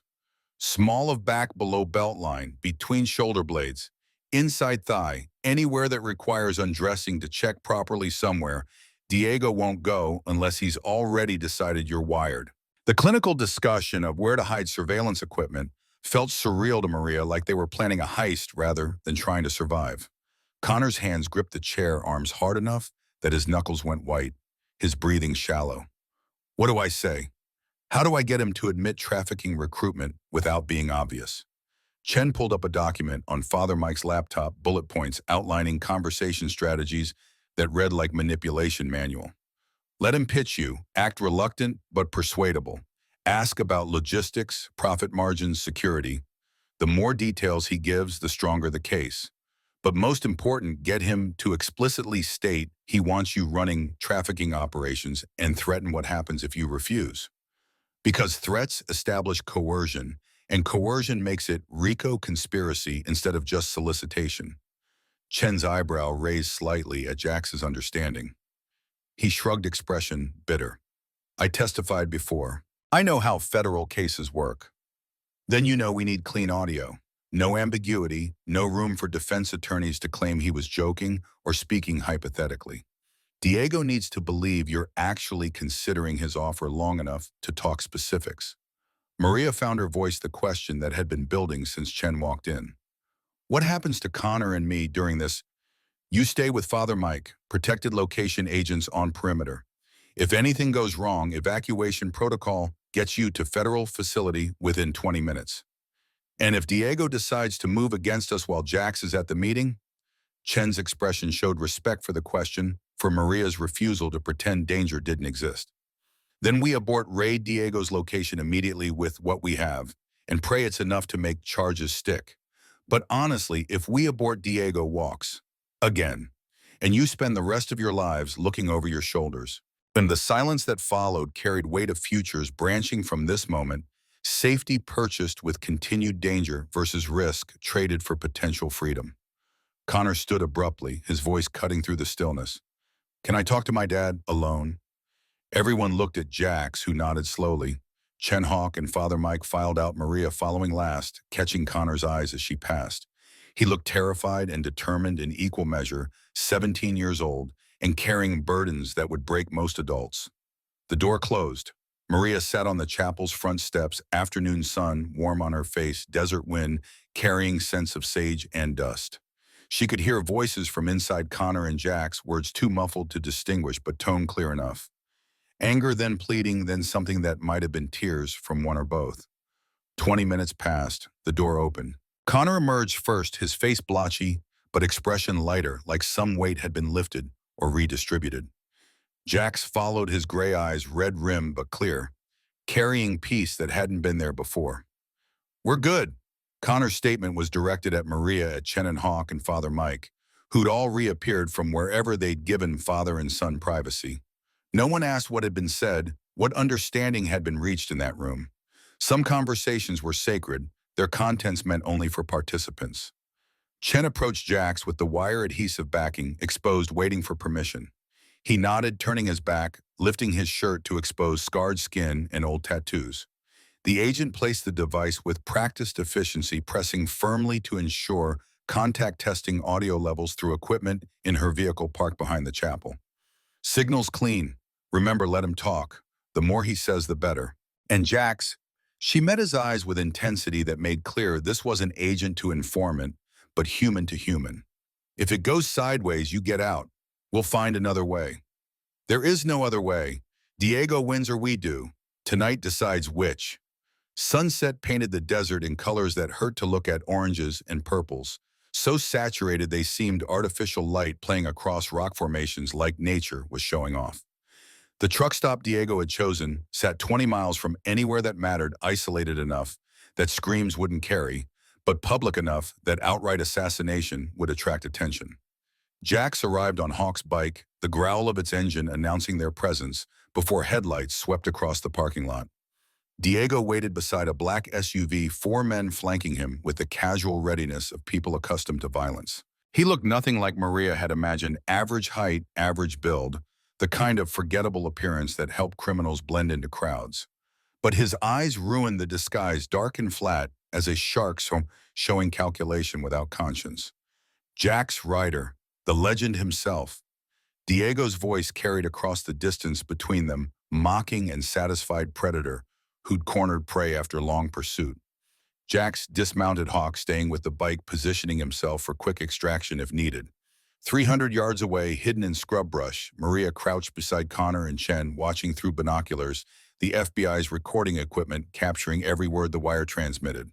"Diego, been a while. 5 years, since you destroyed my brother's life, put him in cage, tore apart everything we'd built." Jax's hand stayed visible, body language open despite the tension radiating from every line of his frame. "Your brother chose his path, I chose mine. And now your path leads here. To me. To choice you should have made years ago." Diego circled slowly, predatory assessment, his men maintaining positions that triangulated Jax and Hawk without being overtly threatening. The dance was familiar to everyone involved, criminals and lawmen, playing roles perfected through repetition, each knowing the other's moves before they happened. "You know what I'm offering. I've been patient, more patient than Carlos would have been. I gave you time to grieve your wife, time to realize the club you're protecting is already dead. Now I'm offering resurrection." Jax's voice carried careful neutrality, not accepting, but not refusing. "In exchange for what? Your experience, your contacts, your reputation. You run our distribution network, military bases, veteran communities, places we can't access without someone they trust. You move product, we handle logistics and security. Clean, professional, profitable." Through the binoculars, Maria watched Jax's face, saw him forcing himself to consider the offer seriously enough that Diego would believe his interest. "What's the scale? 20 million annually. With your network, could double that inside 2 years. Chen's hand tightened on her recording equipment, confirmation that they were getting usable audio. Beside Maria, Connor trembled, watching his father negotiate with the man who'd ordered his torture, listening to discussions of drug trafficking like it was legitimate business proposal. "And if I refuse?" Diego's smile was terrible, showing teeth without warmth. "Then I hurt you in ways that never heal. I start with Connor, your son, the boy you just discovered. I take him, make him suffer, make you watch. Then the waitress, because she matters to you whether you admit it or not. Then Hawk Ghost, every brother still loyal to you. I burn what's left of Iron Brotherhood until there's nothing but ash and memory. Jack stood perfectly still, letting the threats register, letting Diego believe they were working. Maria could see the calculation in his gray eyes, the careful performance of man pretending to break. My son needs to be safe, needs college money, future life without looking over his shoulder. I'm offering exactly that. Protection, prosperity, peace. All you have to do is what you're good at, leading men, building networks, making things work. The product we move, it's going to move regardless. At least with you involved, it's professional, clean, minimal collateral damage. The rationalization was practiced, smoothed the kind of moral justification that let criminals sleep at night. Jax let silence stretch performance of consideration of man, weighing impossible choices. 24 hours. I need time to think, to talk to Connor, to figure out logistics. Diego's expression hardened satisfaction, giving way to suspicion. You've had 5 years to think. You get 12 hours. Call me by midnight, give me your answer, or I start with the waitress. She's easiest to reach, least protected. I'll make sure you hear her scream before she stops. The casual brutality of the threat made Maria's stomach turn. Connor grabbed her hand, his pulse racing beneath her fingers.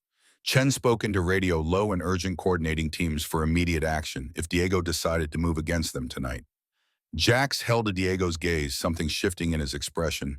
Grief, resignation, acceptance of terrible necessity. When he spoke, his voice carried weight that made everyone listening understand this was the moment everything changed. I choose my son. I choose my family.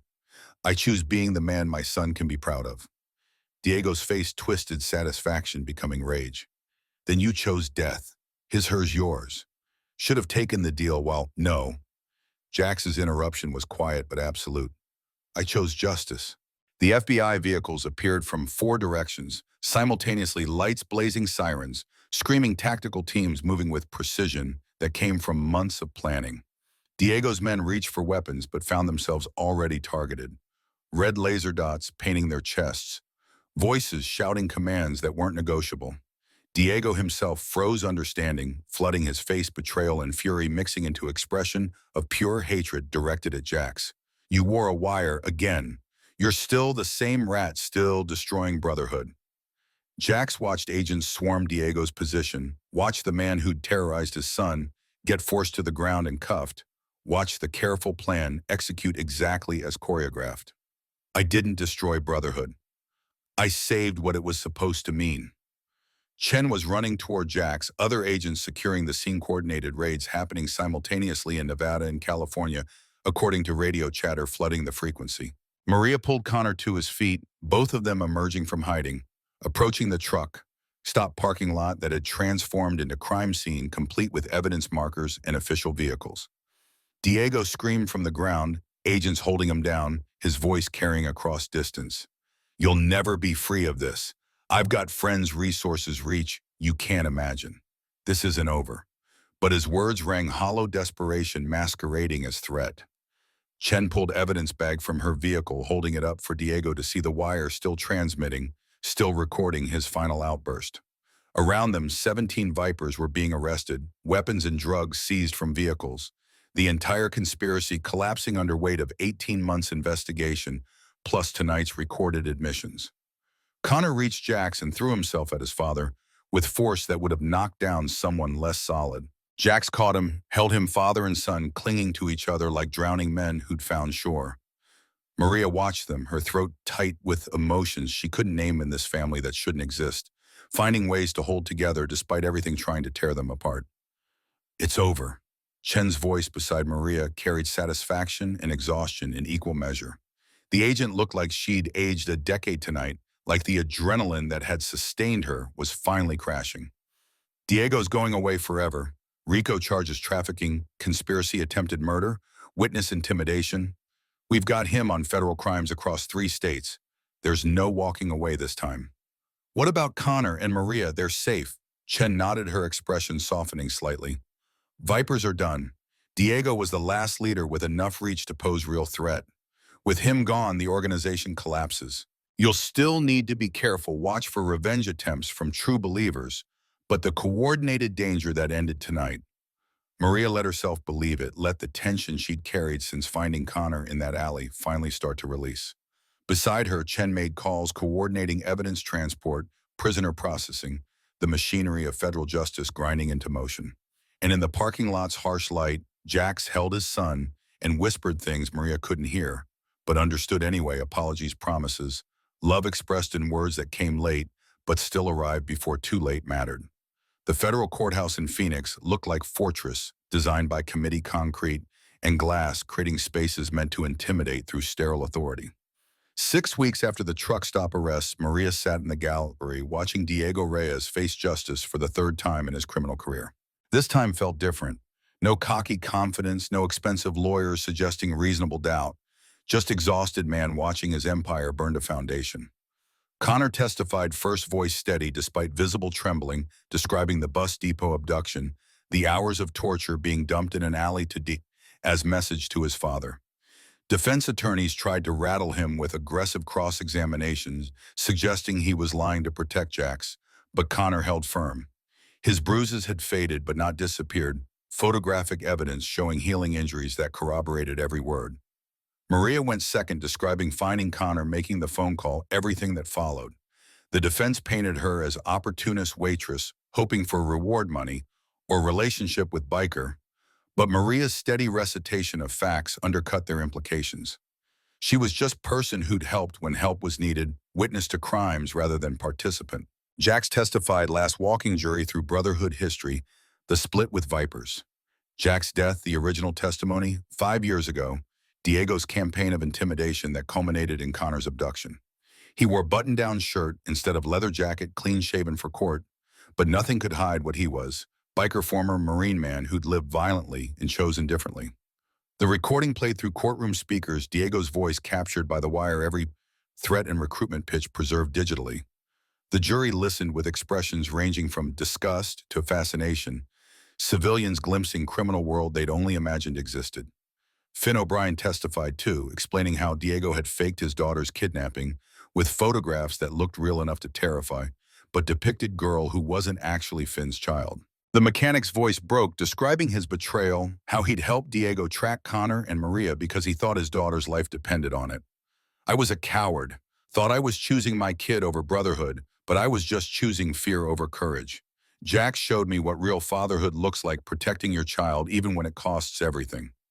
Defense rested without calling witnesses, their case hollowed out by overwhelming evidence. Closing arguments lasted 3 hours. Jury deliberated for 90 minutes. Verdict came back unanimous, guilty on all counts. RICO, conspiracy, trafficking, attempted murder. Witness intimidation, sentences stacked like bricks, building wall between Diego and freedom life, without parole becoming reality instead of threat.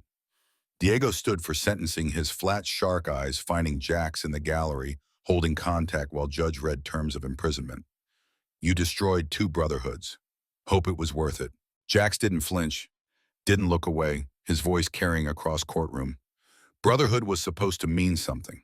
Honor, loyalty, protection. I didn't destroy it, I took it back. Marshals led Diego away, his expensive suit and dead eyes disappearing through door that led to holding cells and future measured in decades of concrete and bars. The gallery emptied slowly, people processing what they'd witnessed, justice rendered through testimony and recordings and federal law that moved slowly, but moved. Outside the courthouse, afternoon sun felt different than it had 6 weeks ago. Warmer, less harsh, like the world had shifted into gentler season. Connor stood between Jax and Maria, the 3 of them forming unit that hadn't existed 2 months ago, but felt inevitable now. It's really over. Connor's statement was question and declaration simultaneously. Jax's hand found his son's shoulder grip, firm but gentle. The trial's over. Diego's done. But healing, that takes longer. Therapy time, choosing every day to move forward instead of staying stuck in trauma. Are you stuck? The question caught Jax off guard, his gray eyes showing surprise before settling into honesty. Some days, I lost Jack, lost Sarah, lost 17 years with you. That doesn't go away because we won in court. But I'm learning that being stuck doesn't mean standing still. It means carrying weight while moving forward anyway. Maria watched father and son, their relationship still new and fragile, but growing stronger with each conversation, each moment of honesty. Connor looked at Jax with expression, mixing respect and uncertainty, teenager trying to reconcile ideal father with real man standing before him. Mom would have liked you, the version you're becoming, I mean. The man who chose justice over easy survival. Jax's face crumpled slightly before he controlled it, vulnerability flashing across features usually so carefully guarded. I wish I could have known her again. Wish I could have been there for both of you. Can't change the past, but we've got future. Simple words profound in their acceptance. Connor offering forgiveness, Jax hadn't asked for but desperately needed. They stood on courthouse steps, three people bound by crisis and choosing to stay connected beyond it, and Maria felt something shift in her chest. Recognition that her normal life wasn't coming back because she'd already built something better from its ruins. 6 months after Diego's sentencing, Iron Road Mechanics opened on Route 47, 15 miles from where Ruby's Diner still served coffee. Two truckers who pretended they didn't notice the boarded window had been replaced with bulletproof glass. The new shop occupied the salvaged clubhouse, its cinder block walls sandblasted clean of graffiti, its broken windows replaced, its parking lot repaved. The Iron Brotherhood logo remained above the entrance, but modified skull and crossed wrenches now accompanied by text reading, "Second chances start here." Maria managed the nonprofit side Second Chance Riders program, teaching at-risk youth motorcycle safety and mechanics. Connor had written the curriculum during final semester of high school, channeling his trauma into something productive, creating pathway for kids like he'd been lost alone, needing purpose and people who gave a damn. Applications had flooded in from across 3 states, teenagers and young adults desperate for opportunity to learn trade that could lead to legitimate employment. Jax worked the shop floor most days teaching mechanics alongside Hawk and Ghost and 3 other former Brotherhood members who'd survived the Vipers War. They fixed bikes and cars, charged fair rates, donated services to veterans and families who couldn't afford repairs. The leather jackets stayed locked away, except for special occasions. They were mechanics, now small business owners, mentors to kids who needed stability more than they needed outlaw mystique. Maria stood in the shop's office reviewing grant applications, her hands free of Waitress grease but stained with printer ink from endless paperwork. Nonprofit management turned out to be mostly bureaucracy, filing reports, tracking outcomes, proving to funders that their money created measurable change. But occasionally she'd walk shop floor and see teenager mastering carburetor, rebuild watch Connor, teaching someone barely younger than himself, and remember why paperwork mattered. Maria, you busy. Connor appeared in doorway 19, now high school graduated with honors scholarship to Arizona State, studying engineering. He'd deferred enrollment for a year to help launch Second Chance Riders, wanted to see his curriculum work before leaving for college. The extra time had done him good, therapy sessions, twice weekly, nightmares down, from nightly to occasional smile reaching his eyes more often than not. Never too busy for you, what's up? Got 7 new applications today, 3 from Phoenix Group Homes, 4 from Clearwater Youth Detention referrals. Father Mike's working overtime spreading the word. Maria smiled, remembering the wild-bearded priest who'd sheltered them during crisis, who'd connected her to Uncle Ramon, who'd apparently adopted their nonprofit as personal mission. He showed up monthly with donations from parishioners and referrals from kids who needed what Second Chance Riders offered. We can take 5. Budget won't stretch to 7 unless we get the Henderson grant. About that, Connor pulled envelope from his back pocket, official letterhead, visible through window. Came this morning. I opened it because you said I could when it looked official.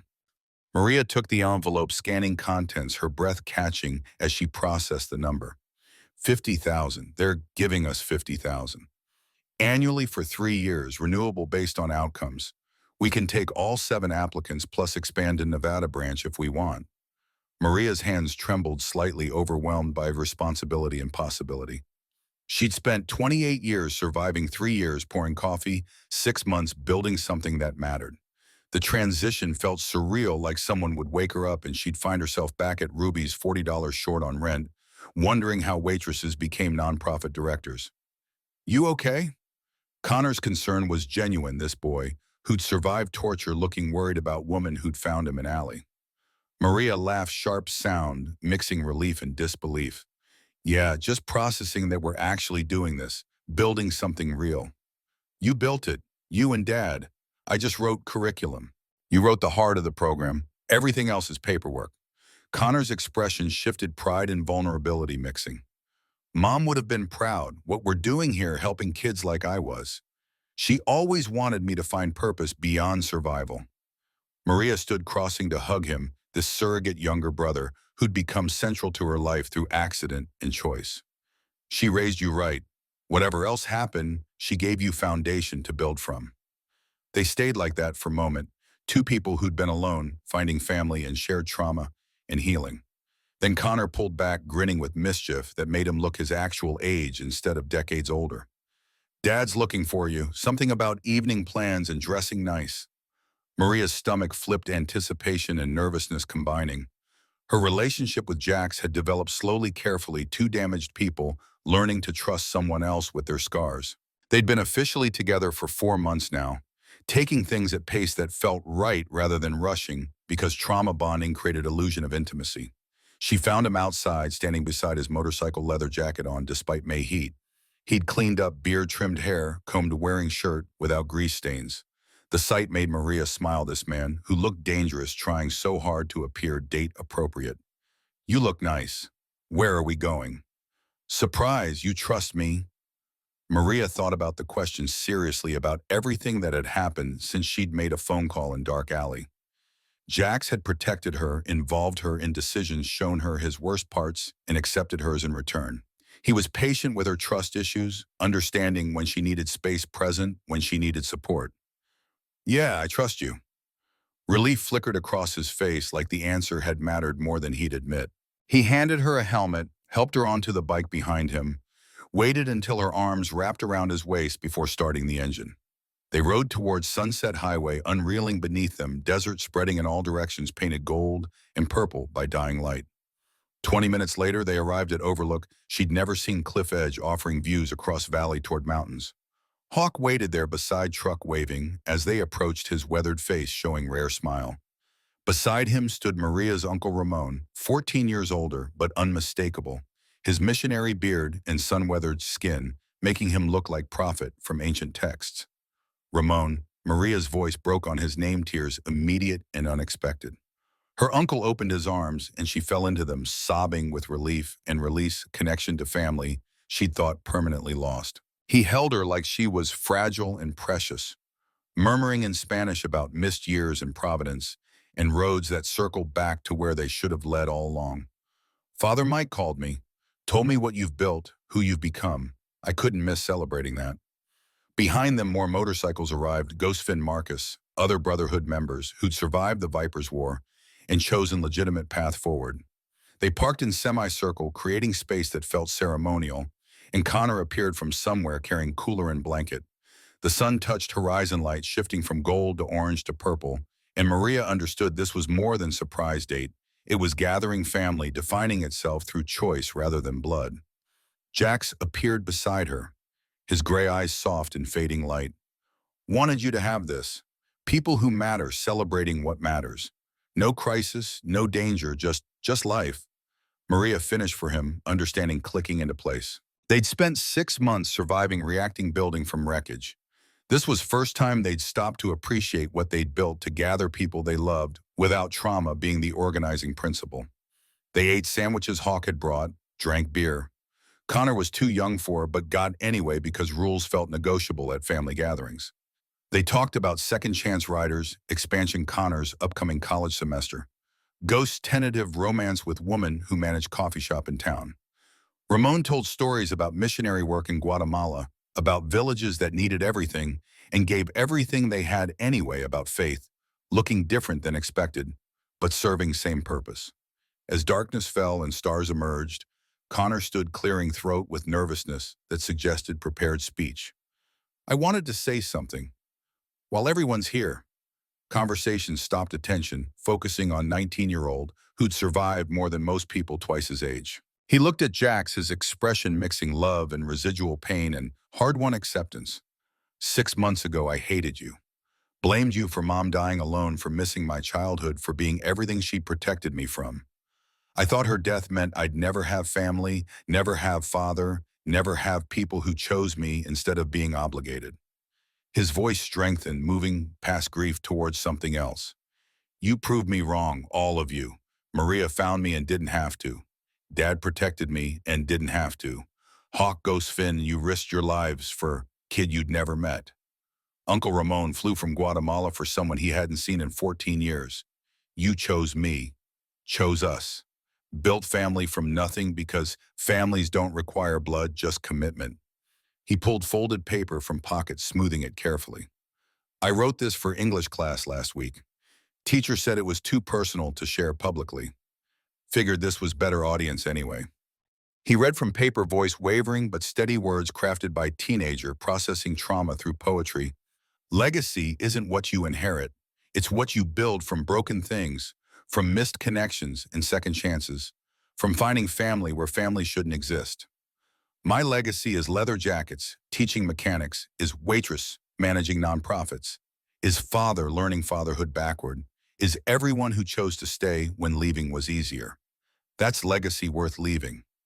Silence followed, profound and complete. Maria felt tears on her cheeks, saw them on Jax's face too, saw grown bikers and missionaries crying openly without shame. Connor folded his paper, his voice dropping to whisper, I love you, Dad. Took me a long time to say it, but it's true. I love who you're becoming. I'm proud you're my father. Jack stood cross to his son, pulled him into embrace that lasted long enough for everyone to look away to give father and son privacy in public space. When they separated, both were crying and neither apologized. I love you too, son. I regret every year I missed with you. I regret your mom died without me knowing, without me helping, without me being there. But the testimony, the choices, the path that led here, it brought me to you, to Maria, to life worth living instead of just surviving. He looked around the gathering, his gray eyes reflecting firelight. Someone had started in portable pit. You're my legacy now. Not brotherhood, not reputation, not testimony. You, the man you're becoming. That's what I'll leave behind. Connor nodded acceptance, complete forgiveness, rendered through understanding that parents were humans doing their best with broken tools.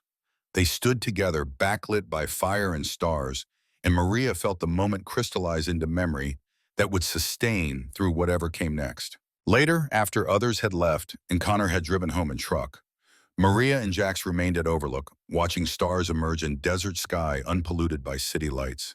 She leaned against him, his arm around her shoulders, both content in silence that required no filling. Thank you. For tonight. For everything. Jax's voice rumbled through his chest, vibrating against her ear. Thank you for making that phone call, for staying when you should have run, for choosing this mess over normal life. Normal's overrated. This is better. They sat until cold drove them toward motorcycle, toward ride home through darkness that felt safe, now familiar. Maria held tight to Jax's waist, face pressed against leather that smelled like gasoline and sage, and thought about the phone call she'd made in dark alley 6 months ago. Simple choice: help someone or walk away. She'd chosen help, and that choice had led here to family, built from crisis to life that mattered beyond survival. Iron Road Mechanics glowed in distance, its lights visible from highway beacon, advertising redemption available to anyone willing to work for it. Second Chance Riders logo reflected streetlight, motorcycle, and crossed wrenches, symbol of machinery, as salvation rather than destruction. Maria saw it and felt pride mixing with exhaustion, satisfaction mixing with awareness that good work was never finished, that helping people required constant choosing to stay present instead of running. But she was good at staying now, good at choosing people over safety, good at building family from unlikely materials, bikers and teenagers and waitresses who'd stumbled into each other's lives through accident, improvidence, and phone calls made in dark alleys. Jax parked behind the shop, killing engine silence, rushing in to fill space previously occupied by mechanical growl. They climbed off bike, neither rushing toward door, both comfortable, existing in moment without needing it to become something else. You ever regret it, the brotherhood? The life before me? Maria's question surprised her with its boldness, but Jax didn't flinch. I regret missing 17 years with Connor. Regret Kate died alone, but the brotherhood, the testimony, the choices that brought me here, every single one, because they led to you, to Connor, to this. He gestured at shop, at Second Chance Riders logo, at life they'd built from wreckage. Was it worth the Kwayeteon? Every sacrifice, every risk, every choice, because you can't outrun your past, but you can choose what future you build from it. You can choose who you become. You can choose legacy worth leaving. Maria kissed him, then slow and certain, two people finding each other through darkness and choosing to stay found. The desert wind carried sage smell, coyotes called in distant hills, highway hummed with trucks, moving through night toward destinations that mattered to someone. And in small shop on Route 47, family built from broken things slept peacefully, knowing that morning would bring new challenges, but also new chances that redemption was daily choice rather than destination. Sometimes doing the right thing made dangerous enemies, but sometimes it made family instead, made purpose, made life worth living instead of just surviving. Maria Santos had made a phone call. She'd found a dying boy, called his father, chosen to help instead of walking away. That choice had cost her normal life, her job, her invisibility. But it had given her Connor and Jax and Uncle Ramon and Second Chance Riders, had given her family when she thought she'd always be alone. That was legacy worth leaving.